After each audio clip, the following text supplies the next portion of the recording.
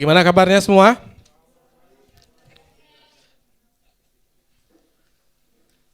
Kayaknya mahasiswa lagi libur ya. Tadi Bang Nober bilang mahasiswa lagi libur. Biasanya kan sampai ke belakang-belakang ya. Betul ya? Mahasiswa libur ya? Yang masih mahasiswa? Oke.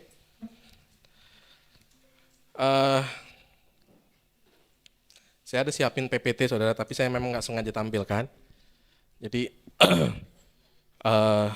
saya akan bacakan saja dari sini, saudara bisa menyimak.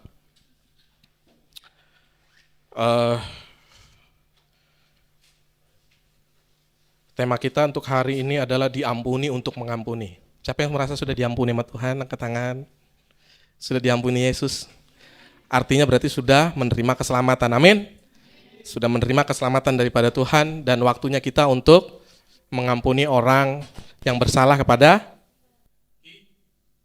kita. Minta untuk bagikan ini hari Kamis cukup dadakan, biasanya ada waktunya agak panjang. Pulang doa, saya merenung Tuhan, bagikan tentang mengampuni. Ya kalau cuma bagikan doang enak saudara, bener gak ya? Kalau cuma bagikan aja, kamu harus ngampuni, lupakan gitu, enak. Tapi kalau kita belum pernah menghidupi hal tentang mengampuni ini, ya saya nggak mau juga saya berdosa di hadapan Tuhan. Saya nyampaikan kepada saudara, saya belum pernah ada di posisi ini. Makanya ketika saya di mobil, saya merenung, tema yang dikasih, saya siapin bahan segala macam. Terus timbullah pertanyaan, mengampuni itu gampang atau susah sih sebetulnya? Halo, mengampuni itu gampang atau susah sebetulnya? Susah? Susah atau gampang? Enak sih Bang, enak sih Kak, tinggal ngomong aja mengampuni. Ampuni dia, sudah saya ampuni. Nadanya masih pakai darah tinggi. Kamu sudah maafkan dia? Sudah saya maafkan. Nadanya masih pakai darah tinggi gitu. Mengampuni itu gampang diucapkan, tapi memang sulit dilakukan. Betul ya saudara ya? Memang sulit dilakukan. Makanya Yesus memberi teladan tentang hal mengampuni. Amin. Makanya Yesus memberikan teladan dan memberikan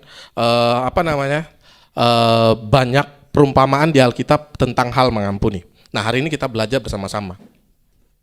Biasanya saudara, kalau kita berdoa untuk hal seperti minta berkat, ya, minta mobil misalnya begitu, minta rumah, minta pasangan hidup. Ya, di sini yang lagi berdoa buat pasangan hidup. Banyak bilangnya yang berdoa buat pasangan hidup, ya. Sepertinya itu agak lama, betul nggak? Mungkin panjang gitu, prosesnya itu dikasih Tuhan tuh panjang gitu. Tuhan mau lihat dulu hatinya tulus nggak ini gitu. Ya, contoh kayak saya berdoa buat istri saya 4 tahun, panjang saudara, prosesnya panjang. Tuhan mau lihat dulu hati saya ini benar-benar siap nggak ya? Secara hati, secara mental siap nggak sebagai suami? 4 tahun waktu yang panjang. Betul nggak ya? Kalau kita berdoa soal itu biasanya prosesnya panjang. Tapi mungkin ada yang, Bang, aku baru kemarin doa, besoknya diterima. Wih, hebat. Mungkin ada. Puji Tuhan, Bang. Puji Tuhan kalau ada yang seperti itu. Tapi rata-rata teman-teman saya yang slating saya, ya ada Bang Eso ya, rekan-rekan PA, wah rata-rata prosesnya itu pokoknya, ada waktu kami dulu masih sama-sama bujang tuh curhatnya pokoknya, baik, mencucurkan air mata. Sampai aku nggak kuat bro. Proses saudara, amin, proses. Ya, kesengsaraan menimbulkan ketekunan menimbulkan tahan uji menimbulkan pengharapan. Pengharapan tidak mengecewakan. Makanya kalau dapatin sesuatu, berdoa buat sesuatu terus prosesnya lama, biasanya itu mempertahankannya juga kuat banget gitu. Kayak kok asik bilangnya Kak Kiki ya. Ada something kah sesuatu gitu. Mempertahankan, bener ya. Kalau kita dapatnya susah, biasanya kita mempertahankannya pasti kita berupaya untuk merawat, mempertahankan, betul nggak? Tapi kalau kita dapatnya itu gampang, biasanya sudahlah gampang dapat, betul nggak? Udahlah gampang dapatnya gitu. Terus habis itu ada sesuatu, ya udah lewatin aja. Tapi kalau dapatnya susah, biasanya mempertahankan ngerawat dan segala macam, ya lebih intens lah seperti itu. Ya. Tapi kalau kita berdoa, minta ajarin Tuhan, ajarin saya Tuhan untuk mengasihi sesama saya. Ajarin Tuhan untuk saya mengampuni. Tadi waktu berdoa di sini waktu menyembah, Tuhan aku mau mengampuni si A, Tuhan aku mau mengampuni si B. Ajarin Tuhan saya untuk mengampuni. Doa-doa yang seperti ini biasanya cepat sekali terwujud. Saudara keluar lantai 1, senggolan sama teman. Apa loh? Nah, sudah langsung prosesnya Tuhan izinkan terjadi saat itu juga. Betul nggak?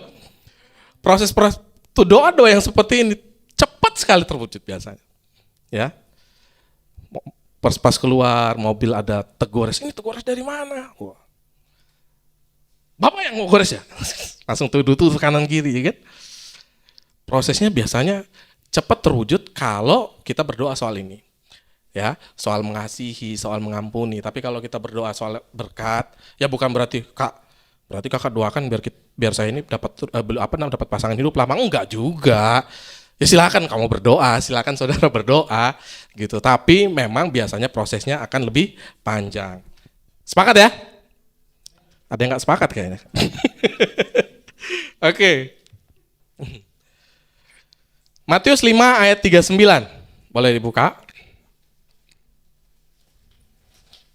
Matius 5 ayat 39. Boleh langsung ditampilkan aja kayaknya ya. Biar kita cepat.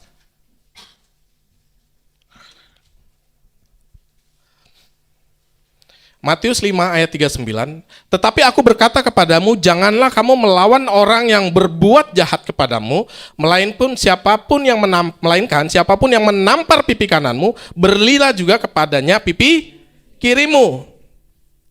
Saudara sudah ada yang pernah mencoba mempraktekkan ini? Kalau saudara ditampar pipi kanan, kasih pipi kiri. Nih kak, pipi kiri. Nah. Ditampar pipi kanan, kasih pipi kanan kak. Terus saudara cuma bilang, kak berat banget ya memang ya, hal mengampuni ya. Itu syukur-syukur saya nggak tonjok aja mukanya. Ngelihat mukanya juga saya sudah kesebel banget gitu. Kakak suruh lagi untuk kasih pipi kiri lagi gitu. Kan firman Tuhan deh. Iya firman Tuhan kak, tapi jangan juga lebihan lah. Tapi ini firman Tuhan. Amin. Kalau kita ditampar pipi kanan, kasih pipi kiri. Nah. Ada yang bilang puji Tuhan. Ya. Cuman kan sekarang ini zamannya agak aneh-aneh ya. Ini kan perkataan Yesus kepada kita setiap kita, makanya jangan sembarangan. Sekarang kita ini ada falsafah di dunia, ya terus kita ikutin ya. Adik-adik yang masih sekolah, angkat tangan coba adik masih sekolah. Yang masih sekolah SMP, SMA. Angkat tangan tinggi-tinggi enggak apa-apa, Dek. SMP, SMA, ya. Biasanya SMP, SMA masih percaya dengan bukan sio, apa namanya? Bintang nggak? Ada zodiak, zodiak. Masih ada yang percaya? Kak, bintangku kan Gemini. Iya. Jadi memang aku orangnya agak-agak genit. Aku Taurus, Kak. Memang orangnya susah pegang janji. Cie. Ada lagi yang lebih aneh. Bro, aku kan babi. Istriku ular. Anakku kelinci. Anakku yang satu kambing. Tinggal ditambahin saudara jerapah. Tinggal buka taman flora fauna di rumahnya. Kan aneh-aneh saudara. Yang pantas dengerin adalah firman Tuhan. Saudara kalau masih percaya seperti itu, saya berdoakan saya maju ke depan. Nggak ada ya? Oke. Tapi kalau nanti ada teman-temannya di sekolah, oh aku kan zodiakku ini. Bertobat. Sini saya doakan. Pengampunan dosa adalah tema utama segala berita yang tertulis dalam Alkitab kita. Sebab dari mulanya manusia pertama yang seharusnya hidup dan tidak mengalami kematian, mereka telah melanggar perintah Allah, dan manusia sebenarnya tidak diciptakan untuk mati. Pertama kali Tuhan menciptakan Adam bukan untuk binasa, betul? Tuhan punya tujuan untuk Adam. Tuhan punya maksud untuk manusia diciptakan. Ya. Tapi pemberontakannya terhadap Allah itulah yang menjadikan manusia menjadi budak dosa. Dan ia mewariskan keadaan ini kepada seluruh keturunannya termasuk saudara dan saya sebelum menerima keselamatan, saudara ya. Itu di Roma 8 ayat 20 sampai 22. Jadi perbudakan kepada dosa ini adalah akibat pelanggaran yang dimulai dari Adam, yaitu manusia pertama. Saudara, saya mau pastikan lagi sekali lagi, semua di sini sudah terima keselamatan? Ada yang belum terima keselamatan? Ada yang belum terima Yesus? Gak ada ya? Semua sudah terima Yesus ya? Ya?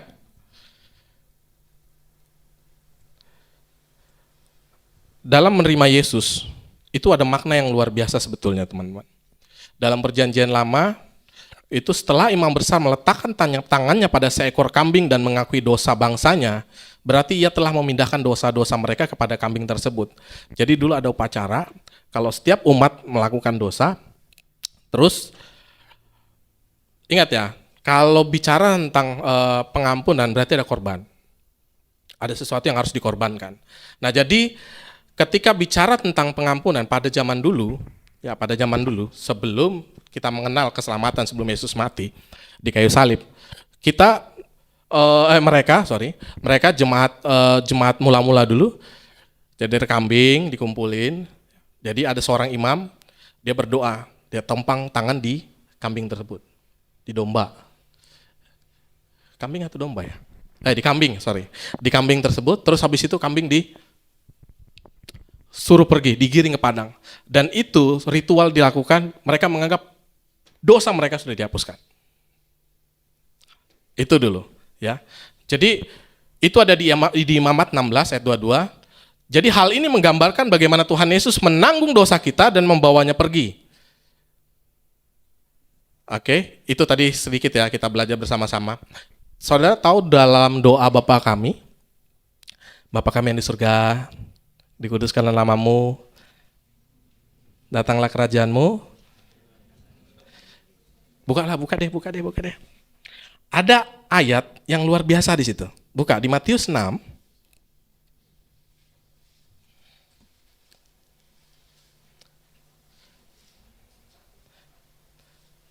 Boleh baca satu orang? Atau boleh ditampilkan?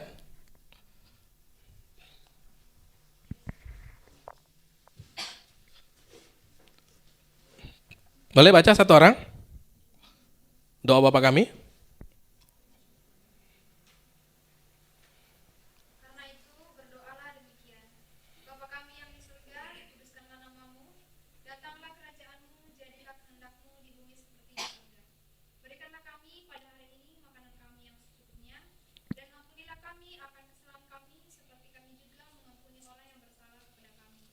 Dan janganlah membawa kami ke dalam pencobaan, tetapi lepaskanlah kami daripada yang jahat, karena Engkaulah yang punya kerajaan dan kuasa dan kemuliaan sampai selama-lamanya. Kata ampunilah kami akan kesalahan kami, seperti kami juga mengampuni orang-orang bersalah kepada kami, ini memiliki makna hutang, saudara. Ya, ini memiliki makna hutang. Hutang dalam bahasa aslinya itu opei lima. Ini bukan bahasa Thailand, saudara. Opei lima. Opei 5 yang memiliki kesamaan dengan Lukas 11 ayat 4, ampunilah kami akan dosa. Dalam bahasa Yunani itu tulis hamartia, bacanya hamartea. Ingat Roma ayat 6:23, upah dosa adalah maut. Dosa itu sama dengan hutang. Hutang harus dibayar dengan kematian. Ya, apa sih hamartia itu kalau orang dulu ya? Orang Yunani dulu, kalau mereka pergi memanah, ya mereka memanah terus habis itu meleset 0,0001 cm. Mau 1 cm, mau 1 cm, mau 1 inci. Ketika meleset, dia bilang hamartea. Meleset, artinya berdosa. Jadi begitu juga dengan manusia. Ketika kita diciptakan dan melenceng dari jalan Tuhan, hamartea, berdosa. Sudah paham gak sih? Kita berhutang ya, tapi hutang kita sudah dibayar sama Tuhan. Nanti kita belajar lagi dah, ya, oke? Matius 5 ayat 42 sampai 48. Berilah kepada orang yang meminta, boleh dibuka teman-teman Alkitabnya. Kalau belum tampilin, Matius 5 ayat 42 sampai 48. Berilah kepada orang yang meminta kepadamu dan janganlah menolak orang yang mau meminjam daripadamu.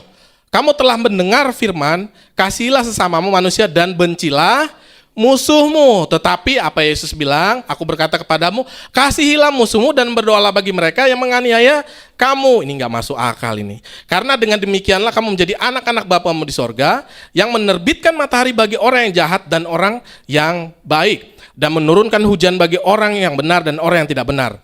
Ayat 46. Apabila kamu mengasihi orang yang mengasihi kamu, apakah upahmu? Bukankah pemungut cukai juga berbuat demikian? Ayat 47. Dan apabila kamu hanya memberi salam kepada saudara-saudaramu saja, apakah lebihnya daripada perbuatan orang lain? Bukankah orang yang tidak mengenal Allah pun berbuat demikian? Karena itu haruslah kamu sempurna sama seperti Bapamu yang di surga adalah sempurna. Mungkin kita dengar begini, kalau baik kan enak ya. Ini dia baik banget loh orangnya sama saya. Pernah ada bilang begini gak? Kalau kamu baik, aku bisa jadi lebih baik. Tapi kalau kamu jahat, aku bisa jadi lebih jahat. Sinetron Indosiar. Saya nggak bisa muka jahat, bisa. Soalnya mukanya sudah kelihatan jahat sih. Jadi ketika ada ya, pernah ya dengar seperti itu ya. Ya. Kalau kamu baik, aku bisa jadi lebih baik. Tapi kalau kamu jahat, aku bisa jadi lebih jahat, bilang gitu. Oh, itu status WA-nya siapa, Bang? Berarti, tapi bukan anak PMG ya? Bukan anak pelajar ya? Orang lain. Oke? Terkadang begitu, saudara. Orang bilang di ayat 43 bilang kamu telah mendengar firman, kasihilah sesamamu manusia dan bencilah musuhmu. Tetapi Yesus berkata kepada kita, kasihilah musuhmu dan berdoalah bagi mereka yang menganiaya kamu. Hello. Hari ini sepertinya berat banget ayatnya, Kak. Berat banget kayaknya, Kak, hari ini, Kak. Sudah disuruh ditampar pipi kanan, suruh pipi kiri, kasih pipi kiri. Ini ada orang menganiaya saya, disuruh untuk mengasihi. Kak. Nyesal aku datang ibadah hari ini. Tapi ini firman Tuhan, amin. Ini firman Tuhan bilang. Terus di ayat 46, apabila kamu mengasihi orang yang mengasihi kamu, apakah upahmu, bilangnya? Bukankah pemungut cukai juga berbuat demikian? Kalau kita berbuat baik dengan orang, apa juga upah kita? Sama. Makanya kita tidak di firman Tuhan tidak mengajari kita untuk berbuat baik. Betul? Yakobus kan berbuat baik, Bang, dia diajarin tentang berbuat baik. Paulus juga mengajarkan tentang perbuatan baik. Ya, tapi setelah keselamatan. Ingat ya, keselamatan dahulu baru perbuatan baik. Perbuatan baik tidak akan pernah bisa menyelamatkan. Amin. Jadi kalau kamu pede dan percaya diri, aku udah banyak membantu orang, terus habis itu tapi kamu tidak menerima keselamatan, kamu akan tetap masuk dalam neraka. Tapi ketika kamu menerima keselamatan dan upah dari berucapan syukur kamu untuk kamu menerima anugerah dari Tuhan adalah perbuatan baik. Karena udah pasti ketika kita menerima keselamatan pasti berbuat baik. Amin. Setelah kita menerima kasih Kristus, menerima keselamatan daripada Yesus, pasti kita berbuat baik. Ayat 47, dan apabila kamu hanya memberi salam kepada saudara-saudaramu saja, apakah lebihnya daripada perbuatan orang lain? Bukankah orang tidak mengenal Allah pun berbuat demikian? Oke. Saudara, pernah ada teman atau mungkin kakak rohani nasihatin ketika kita curhat, Kak, aku nih lagi banyak kepahitan sama orang. Lupakan aja deh. Pernah? Jangan kakak PA lah ya. Temen lah gitu. Ada yang pernah dengar nasihat? Nggak usah mendengar langsung, mungkin dengar temennya dinasihatin gitu. Lupakan aja deh. Lupakan aja deh masalahnya, lupakan aja. Saudara, Alkitab tidak mengajari kita untuk melupakan. Tapi firman Tuhan mengajari kita untuk mengampuni. Ada lagi biarlah waktu yang mengobati. Apalagi? Yang memulihkan. Orang sakit, Pak. Kamu biarin di situ. Nggak kamu kasih obat. Tambah lama bukannya tambah sembuh. Tambah sakit, betul nggak? Dia harus diobatin. Kalau kita sakit hati, kita mau biarin aja. Biarlah waktu yang menyembuhkan. Cie. Waktu apaan, saudara? Kamu harus datang sama Tuhan dan minta ampun. Dan kamu bayangi wajahnya. Kalau misalnya orang yang nggak ada di sini, tapi kalau ada di sini datangi langsung. Yang suami datang sama istri.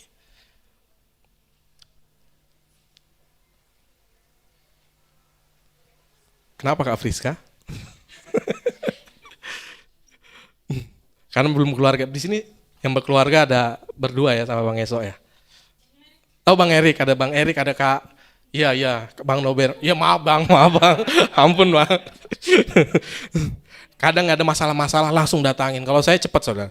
Saya kalau ketika ada sesuatu dalam hati saya dongkol banget, saya langsung cepat datangin istri saya. Saya peluk. Justru dalam keadaan sakit itu saya peluk. Di saat seperti itulah. Seperti ada yang saya nggak mau saudara, saya nggak mau akhirnya kalau saya ada bersama dengan istri, ini saya, tapi saya nggak tahu istri saya, gitu. Mungkin dipeluk, biasa aja. Yang penting saya, saudara, yang penting saya, walaupun nanti istri peluk-peluk begitu, biar aja gitu. Tapi ketika saya ada sesuatu, saya harus datang dan karena yang harus dibereskan bukan istri saya, tapi saya, betul nggak saudara? Sebagaimanapun saya memandang istri saya, walaupun mungkin aku udah pulang kerja capek nggak ada makanan di rumah, disuruh masak mie lagi, sudah masak mie, sudahlah nggak usah dicuratin. Terus habis itu pas sudah marah-marah begitu sudah, saya nggak mau biarin diri saya terlalu lama marah-marah, terus saya datang, saya langsung peluk, saya pegang tangan, saya peluk, maafin papi. Tadi papi sempat emosi, dia nggak ngerasa kalau saya marah, biasa aja. Padahal saya sudah banting pintu, gitu. Biasa aja. Kenapa papi pintunya? Nggak apa-apa. Oke, jadi Alkitab meminta kita bukan melupakan, tapi ketika ada masalah berarti harus diampuni, bukan dilupakan. Oke, ya itu bahasa-bahasanya orang motivator lah ya, gitu. Matius 18 ayat 21 sampai 35 boleh kita buka dan baca. Kita baca boleh. Karena agak panjang. Pria dan wanita. Ladies first berarti. Wanita dulu di ayat 21 dan selanjutnya pria sampai di 35. Udah dapat semua? Atau boleh di layar juga boleh. Wanita dulu 1 2 3.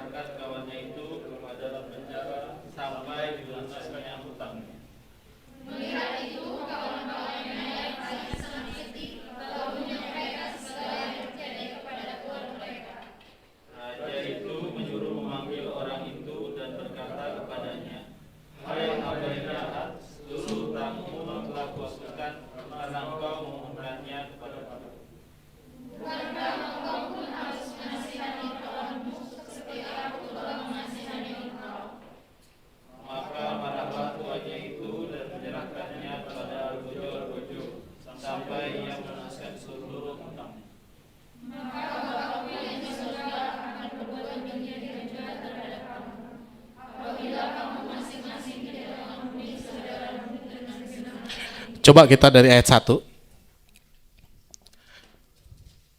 Saudara, kita coba bahas ya. Di sini ada arti yang menarik sekali untuk kita pahami bersama tentang arti mengampuni.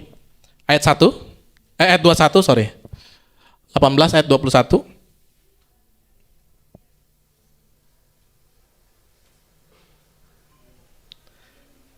Bisa ditampilkan?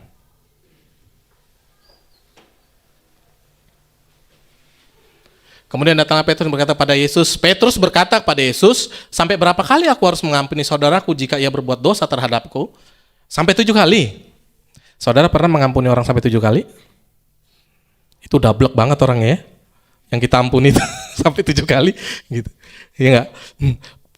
Tapi Yesus berkata kepadanya, bukan, aku berkata kepadamu, bukan sampai 7 kali saja, melainkan sampai 77 kali.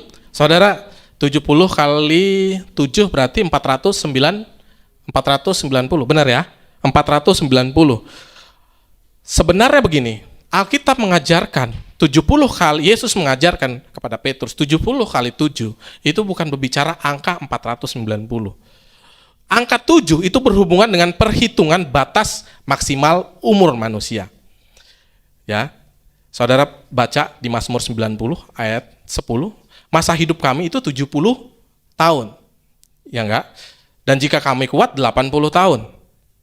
Dan kebanggaannya adalah kesukaran dan penderitaan, sebab itu berlalunya buru-buru dan kami melayang lenyap-lenyap.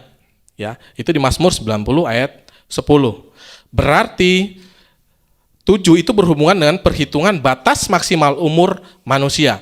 Ya, di tradisi Israel setelah 7 kali 7 itu kan sama dengan 49 ya. 49 tahun, maka di tahun yang ke-50 itu menjadi tahun Yobel bagi budak. Jadi ketika dia menjadi budak 49 tahun, di tahun ke-50 itu dia dibebaskan jadi budak. Gitu. Dia dibebaskan menjadi budak dari kesukaran, dari penderitaan, dan biasanya itu dirayakan. Itu ada di Imamat 23 ayat 15 sampai 21, di Ulangan juga 16, saudara bisa baca. Ya, jadi kesimpulannya kalau kita harus mengampuni atau membebaskan orang yang bersalah kepada kita, itu bukan bicara 490 kali, tapi seumur hidup. Nggak ada batasnya. Masih yang ada yang nyesal datang hari ini? Haleluya. Semuanya bersyukur mendengar firman hari ini, amin. Kita diminta firman Tuhan untuk memaafkan, untuk mengampuni seumur hidup kita. Coba di ayat selanjutnya.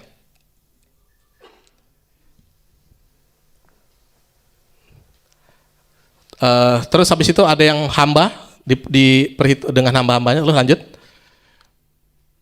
Terus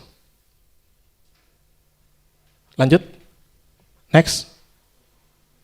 Nah, ayat 25 ada seorang hamba ya, tidak mampu melunaskan hutangnya, raja itu memerintahkan supaya ia dijual beserta anak istrinya dan segala miliknya untuk membayar hutangnya. Lanjut.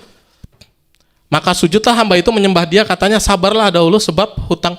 Sorry, ini sepertinya yang coba. Nah, saya nggak ada Alkitab di sini ya, saya nggak buka Alkitab. Oh ya, lalu tergerak hati raja itu oleh belas kasihan akan hamba itu, sehingga ia membebaskannya dan menghapuskan hutangnya. Berapa sih hutangnya? Coba lanjut. Berapa hutangnya? Hutangnya sebesar 100. Coba tampilin, Dek. Hutangnya berapa? 10.000. 10.000 talenta, betul ya? Nah, saya kelihatan enggak saudara? Saudara coba lihat, berat hutangnya berapa tadi? 10.000 talenta. Oke, kita pelajari bersama-sama ya. Berat 1 talenta Yunani itu sekitar 26 kg perak. Jika diuangkan hari ini ya sekitar 300 juta rupiah. 1 talenta berarti 300 juta. Namun pada waktu itu 1 talenta itu setara dengan upah 20 tahun bekerja. Jadi 1 talenta itu setara dengan upah 20 tahun kita bekerja.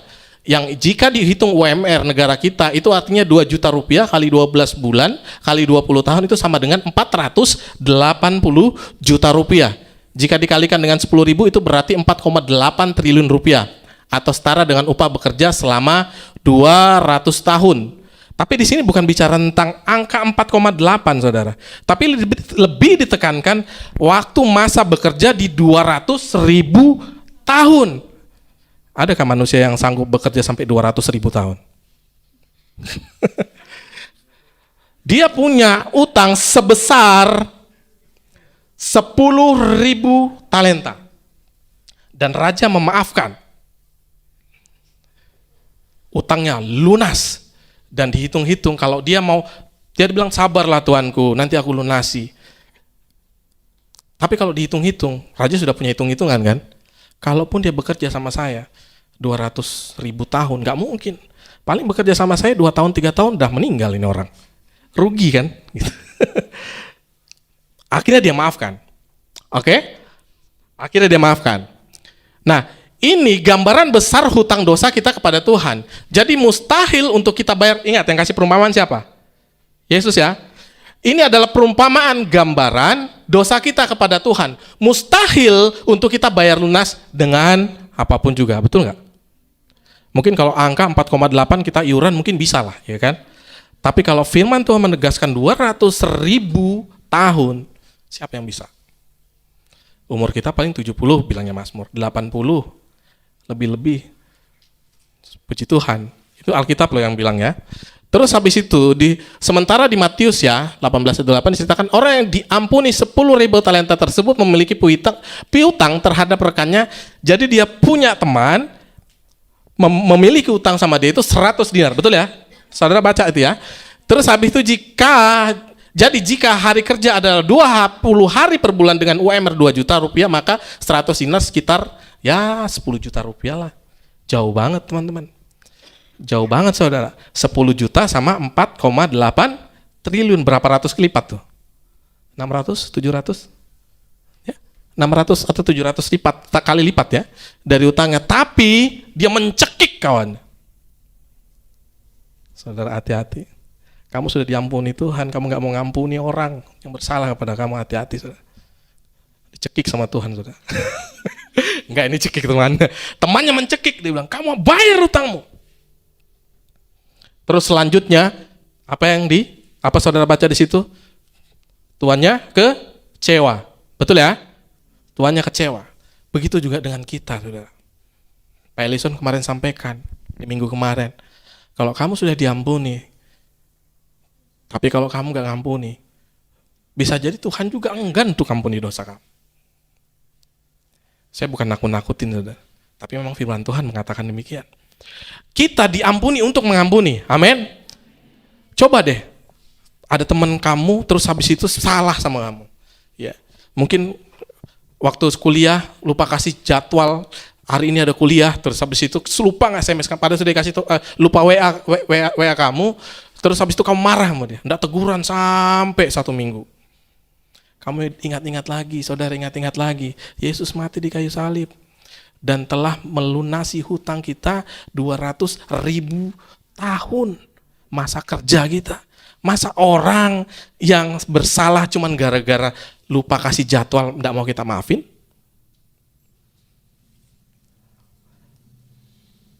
Hello. Saya berharap saudara semua bisa mulai terbuka ya pikirannya ya. Karena pengampunan yang kita lepaskan kepada teman-teman kita, kepada saudara kita, kepada sekitar kita, tidak seberapa dibandingkan dengan pengorbanan dan kematian Yesus di kayu salib. Amin. Kata mengampuni di dalam bahasa Yunani adalah apiemi, yang artinya menyuruh. Tadi saya sudah sebutkan ya. Jadi perumpamaannya ada orang zaman-zaman dulu ya, zaman Israel dulu. Jadi ada seorang imam, kalau hamba-hamba jemaahnya itu ada yang dosa, dia tumpangkan ke kambing terus suruh pergi. Ya. Jadi artinya menyuruh pergi, membiarkan pergi, melepaskan, meninggalkan, menghapuskan. Kata ini di dalam Alkitab itu ditulis sebanyak 143 kali, saudara. Artinya mengampuni itu melepaskan energi negatif dalam diri kita. Saudara pernah enggak ketika mengampuni, lega banget? Atau pemberesan sama temen deh. Lega banget. Dari yang enggak teguran, jadi teguran. Lega enggak? Kalau yang belum pernah ngerasain, nanti pas suami istri baru ngerasain. Dan harus dipraktekkan. Amin. Ya. Jadi melepaskan energi negatif dalam diri kita. Jadi bisa dibayangkan saudara, bertahun-tahun kalau saudara hidup dengan energi negatif jika saudara tidak melepaskan pengampunan. Gak enak loh rasanya saudara. Tinggal dalam kekecewaan, kepahitan. Pokoknya bawaannya negatif aja terus. Ya, bawaannya tuh negatif. Aku diomongin. Padahal bukan ngomongin dia pokoknya. Cuman karena sudah mindsetnya udah negatif gitu. Aku diomongin. Duduk di ujung-ujung, aku diomongin lagi gitu. Pokoknya itu gak ada yang bener lah di matanya gitu. Lampu merah pun dimarahin sama dia. Tiang lampu merahnya. Kenapa kamu lampu merah gitu? Pokoknya gak ada bener. Ya. Kita bahas lagi ya. Yohanes 8 ayat 3 sampai 11. Boleh, Dek, Novi langsung kita cepat aja ya. Yohanes 8 ayat 3 sampai 11. Saya aja yang bacakan biar cepat. Tapi mohon tampilkan di layar. Yohanes pasal 8 ayat 3 sampai 11.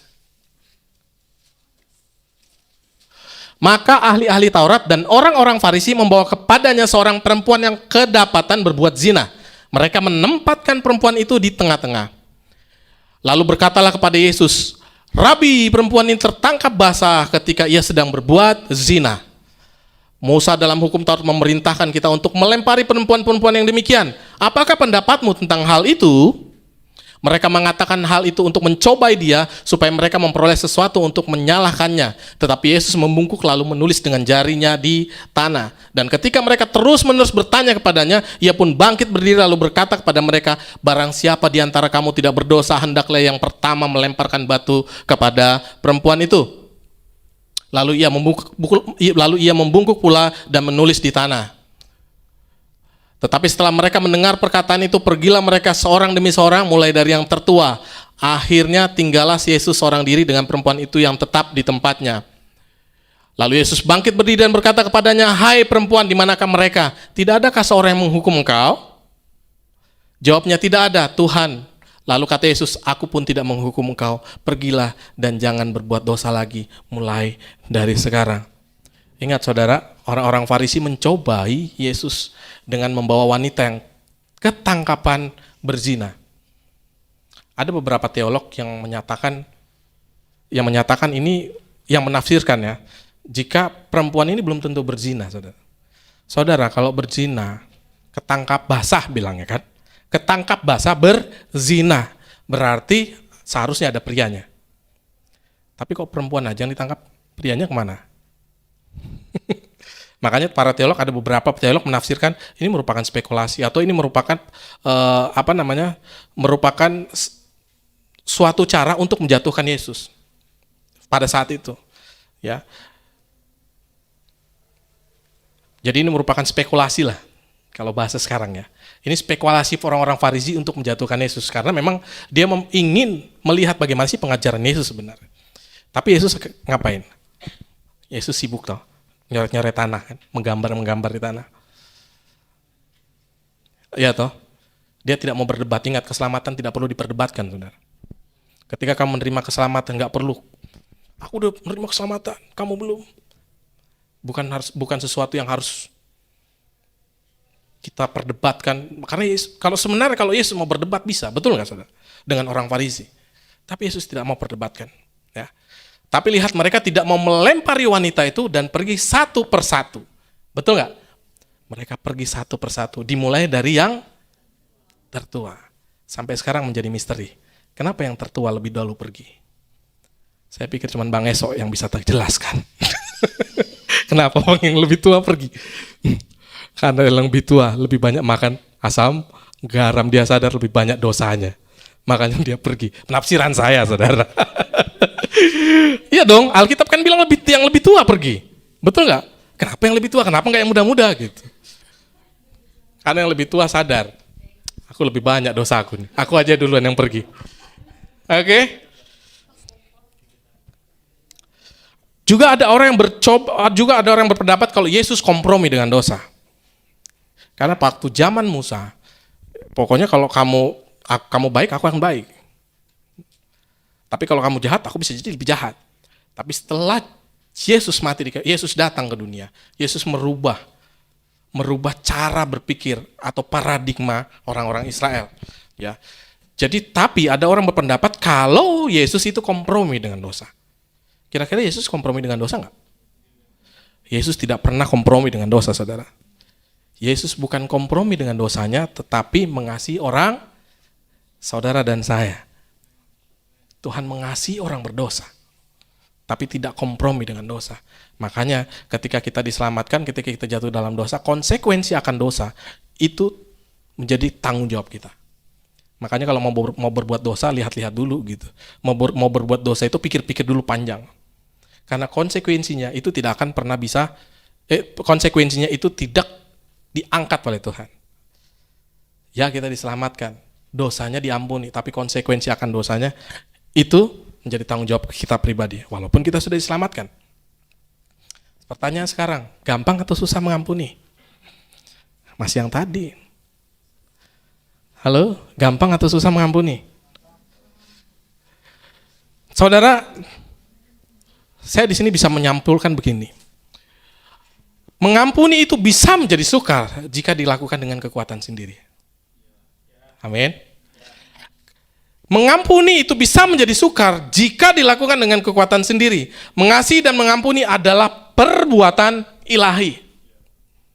Roh Kudus yang memampukan kita untuk mengampuni, saudara. Seorang baru benar-benar bisa mengampuni saat sadar bahwa ia mempunyai dosa yang lebih besar yang telah diampuni oleh Tuhan. Di titik itu akan mengalir kasih dari surga dalam hatinya yang memampukan ia untuk mengampuni orang lain. Ingat dong tadi perumpamaan yang Yesus sampaikan kepada Petrus. Kita punya utang 200.000 tahun masa kerja sebagai budak. Berarti kalaupun ada orang yang bersalah kepada kita, paling berapa sih kesalahannya? Ya ampuni dong. Amin. Alkitab mencatat ada 2 dosa yang tidak dapat diampuni. Yang pertama, menghujat. Yang kedua, tidak mau mengampuni.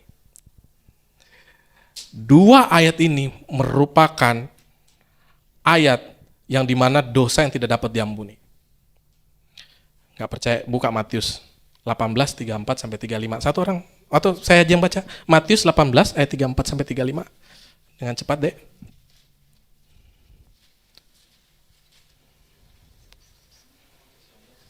Matius pasal 18 ayat 34-35.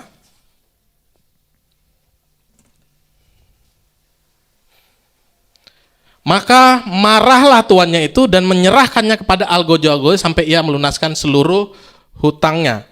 Maka Bapakku yang di sorga akan berbuat demikian juga terhadap kamu, apabila kamu masing-masing tidak mengampuni saudaramu dengan segenap hatimu. Kalau kita tidak mengampuni orang-orang yang bersalah kepada kita, Tuhan akan kasih dan menyerahkan kita kepada algojo sampai kita melunaskan seluruh hutang kita. Di Matius 6 ayat 14 juga dikatakan, karena jikalau kamu mengampuni kesalahan orang, Bapamu yang di surga juga akan mengampuni kamu juga. Ini Bapak yang sampaikan ya, minggu kemarin. Pelison sampaikan ini. Jikalau kamu mengampuni kesalahan orang, Bapamu yang di surga juga akan mengampuni kamu juga. Lukas 6 ayat 27-36. Kita baca dengan cepat saja. Lukas ayat 6 ayat 27-36, boleh ditampilkan, Dek? Saya saja yang baca. Tetapi kepada kamu yang mendengarkan aku berkata, kasihilah musuhmu, berbuatlah baik kepada orang yang membenci kamu. Mintalah berkat bagi orang yang mengutuk kamu, berdoalah bagi orang yang mencaci kamu. Perhatikan baik-baik, saudara. Barang siapa menampar pipimu yang satu, berikanlah juga kepadanya pipimu yang lain. Dan barang siapa yang mengambil jubahmu, biarkanlah juga yang mengambil jubahmu. Bajumu, saudara ya. Berilah kepada setiap orang yang meminta kepadamu dan janganlah meminta kembali kepada orang yang mengambil kepunyaannya. Ayat 31, dan sebagaimana kamu kehendaki supaya orang perbuat kepadamu, perbuatlah juga demikian kepada mereka. Dan jikalau kamu mengasihi orang yang mengasihi kamu, apakah jasamu? Perhatikan. Jikalau kamu mengasihi orang yang mengasihi kamu juga, kalau aku baik, kalau dia baik, aku akan lebih baik. Ini, apakah jasamu? Karena orang-orang berdosa pun mengasihi juga orang-orang yang mengasihi mereka. Ya, sebab jikalau kamu berbuat baik kepada orang yang berbuat baik kepada kamu, apakah jasamu? Orang-orang berdosa pun berbuat demikian. Ya, dan jikalau kamu meminjamkan sesuatu kepada orang karena kamu berharap akan menerima sesuatu daripadanya, apakah jasamu? Orang-orang berdosa pun meminjamkan kepadanya orang-orang berdosa, supaya mereka menerima kembali sama banyaknya. Ayat 35, tetapi kamu kasihilah musuhmu dan berbuatlah baik kepada mereka dan pinjamkan dengan tidak mengharapkan balasan, maka upahmu akan besar dan kamu akan menjadi anak-anak Allah yang maha tinggi, sebab ia baik terhadap orang-orang yang tidak tahu berterima kasih dan terhadap orang-orang yang jahat. Terakhir, hendaklah kamu murah hati sama seperti Bapamu adalah murah. Wow. Luar biasa. Yesus mau mengajarkan kita bagaimana kita mau mengampuni. Saya tahu masalah di dalam kehidupan kita ini selalu masalah tentang mengampuni, setiap hari pasti ada. Betul nggak? Dan Tuhan mau terus kita mengampuni setiap hari, setiap saat. Saya ada sedikit cuplikan film, saudara. Ya, enggak panjang, sekitar 6-7 menit. Kita mau nonton sebelum kita tutup dengan doa ya. Silakan, Kak Novi. Kali ini kita akan menyaksikan sebuah film yang rilis pada tahun 2017. Film ini berkisah tentang seorang pria bernama Meg, di mana ia harus kehilangan anaknya yang paling bungsu akibat dibunuh ketika mereka sekeluarga sedang berkemah di hutan. Meg kemudian menerima sepucuk surat yang berasal dari Tuhan, yang justru membuat Meg harus kembali ke tempat di mana anaknya dibunuh. Bagaimana kelanjutan film ini? Langsung saja kita saksikan alur cerita dari film The Chef.